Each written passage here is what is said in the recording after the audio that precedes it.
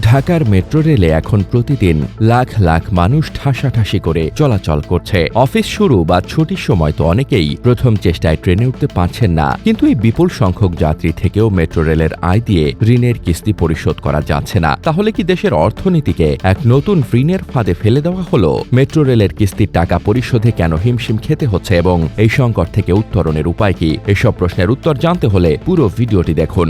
বর্তমানে রাজধানী ঢাকার উত্তরা থেকে মতিঝিল পর্যন্ত মেট্রো রেলের MRT-6 লাইনের কার্যক্রম পুরোদমে চালু রয়েছে। প্রতিদিন এই রুটে অসংখ্য মানুষ যাতায়াত করছেন, যা দিন দিন আরও বাড়ছে। ঢাকাবাসীর জন্য এটি এক নতুন দিগন্তের সূচনা করেছে, কারণ যানজটের নগরে এটি যেন এক স্বস্তির পরশ।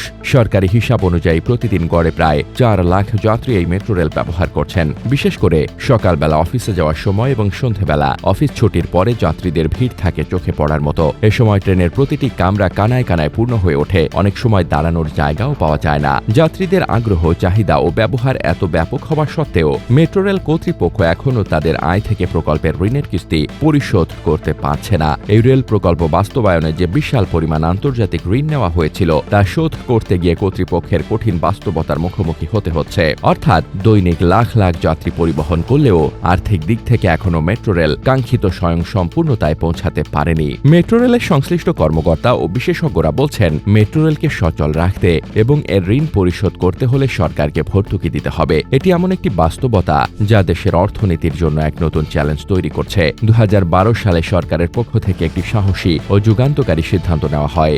রাজধানী ঢাকার যানজট নিরসন ও গণপরিবহন ব্যবস্থার আধুনিকায়নের লক্ষ্যে উত্তরা থেকে মিরপুর হয়ে মতিঝিল পর্যন্ত একটি অত্যাধুনিক মেট্রো রেল লাইন নির্মাণের পরিকল্পনা নেওয়া হয়। এই প্রকল্পের নাম দেওয়া হয় MRT-6।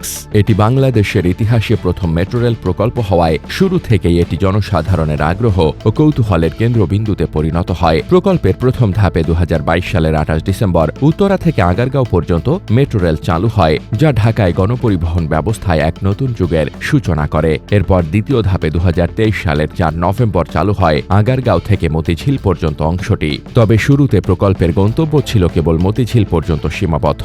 পরে রাজধানীর রেল যোগাযোগের কেন্দ্রবিন্দু কমলাপুর রেল স্টেশনের সাথে সংযুক্ত করার জন্য এই প্রকল্পকে আরও এগিয়ে নেওয়া হয় এবং মতিঝিল থেকে কমলাপুর পর্যন্ত সম্প্রসারণের সিদ্ধান্ত গ্রহণ করা হয়। এই সম্প্রসারণের ফলে প্রকল্পের সময়সীমা যেমন বেড়ে গেছে, তেমনি ব্যয়ও ব্যাপকভাবে বৃদ্ধি পেয়েছে। শুরুতে অনুমিত ব্যয় ছিল কম, কিন্তু সম্প্রসারিত প্রকল্প বাস্তবায়নের পর বর্তমান পর্যন্ত প্রকল্পের মোট ব্যয় দাঁড়িয়েছে প্রায় 33,472 কোটি টাকায়। এই বিপুল অর্থ ব্যয় নির্বাহে বাংলাদেশ সরকার জাপানের আন্তর্জাতিক সহায়তা সংস্থা জাইকার সহায়তা গ্রহণ করে। 5টি আলাদা চুক্তির মাধ্যমে জাইকা থেকে বাংলাদেশ সরকার মোট 19,718 কোটি টাকার মতো ঋণ গ্রহণ করেছে, যা প্রকল্পের মোট ব্যয়ের প্রায় 59%। তবে এই ঋণ গ্রহণের সাথে একটি গুরুত্বপূর্ণ ও অর্থনৈতিক সংবেদনশীল বিষয় জড়িত। ঋণের কিস্তি পরিশোধ করতে হবে আগামী 30 বছরের মধ্যে, বছরে 2টি করে কিস্তিতে। সবচেয়ে চ্যালেঞ্জিং দিক হল এই ঋণের কিস্তি নির্ধারিত হবে বৈদেশিক মুদ্রার দরের উপর ভিত্তি করে, অর্থাৎ ডলারের দাম বা অন্যান্য বৈদেশিক মুদ্রার বিনিময় হার বাড়লে বাংলাদেশকে পরিশোধ করতে হবে আরও বেশি পরিমাণ টাকা। বৈশ্বিক অর্থনৈতিক অস্থিরতা ও দেশের অভ্যন্তরীণ ডলার সংকটের প্রেক্ষাপটে এই ঋণ পরিশোধ ভবিষ্যতে একটি বড় চাপ হিসেবে দেখা দিতে পারে। মেট্রো রেলের আয় ও ঋণের কিস্তির হিসাব বিশ্লেষণ করলে এক ভয়ঙ্কর অসামঞ্জস্যতা দেখা যায়। গত অর্থ বছরে টিকিট বিক্রি থেকে মেট্রো রেলের আয় ছিল মাত্র 400 কোটি টাকার মতো। অন্যদিকে আগামী 2030-31 সাল পর্যন্ত বছরে ঋণের কিস্তি হিসেবে 465 কোটি থেকে 740 কোটি টাকা দিতে হবে।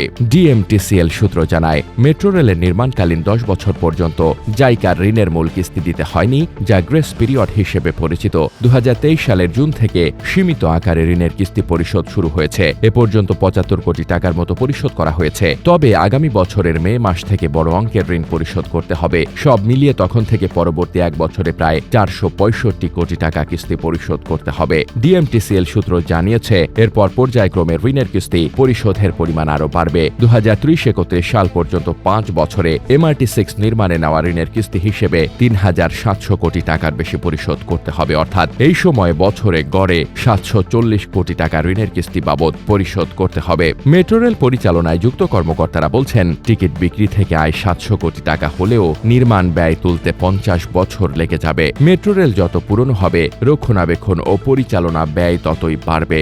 বুয়েটের পুরকৌশল বিভাগের অধ্যাপক শামসুল হক বলেন, এমনিতেই ঢাকার মেট্রো রেলের নির্মাণ ব্যয় বেশি হয়েছে, ফলে আশপাশের দেশের তুলনায় ভাড়া বেশি। এ অবস্থায় ভাড়া বৃদ্ধি কঠিন।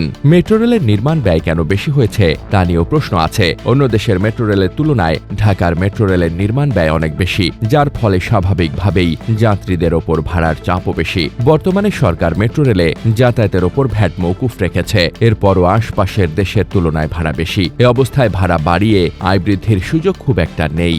ডিএমটিসিএল সূত্র জানায়, শুধু বেতন ভাতা, বিদ্যুৎ সহ অন্যান্য খাতে গত অর্থ বছরে 100 কোটি টাকার বেশি খরচ হয়েছে। আগামী বছর থেকে রক্ষণাবেক্ষণ ও যন্ত্রপাতি ক্রয় নিজেদের করতে হবে। এক্ষেত্রে বছরে ব্যয় দ্বিগুণের বেশি হয়ে যাবে, অর্থাৎ মুনাফা কমে যাবে। মেট্রো রেলের আর্থিক সংকট এখন একটি বাস্তব চ্যালেঞ্জ। এই চ্যালেঞ্জ মোকাবেলায় কিছু কার্যকর সমাধানের কথা বলেছেন বিশেষজ্ঞরা। তারা মনে করেন, প্রথমত যাত্রী পরিবহনের সক্ষমতা বাড়াতে হবে। প্রকল্পের প্রাথমিক পরিকল্পনায় বলা হয়েছিল ব্যস্ত সময় প্রতি 3.5 মিনিট পর পর একটি করে ট্রেন চলবে, কিন্তু বাস্তবে এখন ট্রেনগুলো 8 থেকে 12 মিনিটের ব্যবধানে চলছে। এই ব্যবধান কমিয়ে যদি ট্রেনের সংখ্যা এবং চলাচলের সময় বাড়ানো যায়, তাহলে প্রতিদিন আরও বেশি যাত্রী পরিবহন করা সম্ভব হবে। এতে আয় উল্লেখযোগ্যভাবে বাড়তে পারে। দ্বিতীয়ত, খরচের দিকেও নজর দিতে হবে। ডিএমটিসিএল কর্তৃপক্ষকে অপ্রয়োজনীয় এবং অযৌক্তিক খরচ হ্রাস করার ব্যাপারে সুনির্দিষ্ট পরিকল্পনা নিতে হবে। সরকারি প্রতিষ্ঠানগুলোতে অনেক সময় এমন কিছু খাত থাকে যেখানে অর্থ ব্যয় হয়, কিন্তু তার কার্যকারিতা নিয়ে প্রশ্ন থাকে। এমন খরচ চিহ্নিত করে তা কমাতে পারলে আর্থিক চাপ কিছুটা লাঘব করা সম্ভব।